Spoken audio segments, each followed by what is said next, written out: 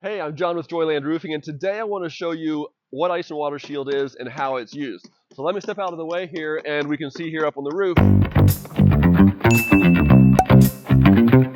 So we're putting Ice and Water Shield on here along the eaves and in the valleys of the roof. And this is a pretty common practice. Most building codes require this.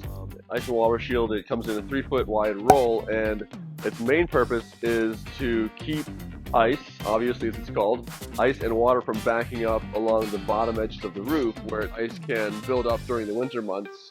It builds up behind the gutter and back behind the drip edge and can start rotting out the lower edges of your roof, causing damage to the plywood. So the Ice and Water Shield is an asphaltic material that's sticky on the one side. It's kind of like a thick rubbery material, and that sticks to the plywood so that when you have, or if you have that ice or water back up at the bottom, this prevents the plywood from being rotted out along the bottom because it adheres to the plywood and essentially creates that barrier. You also put it in the valleys because that's a high water volume area of the roof, and so just kind of as a second double layer of protection, put it in the valleys as well.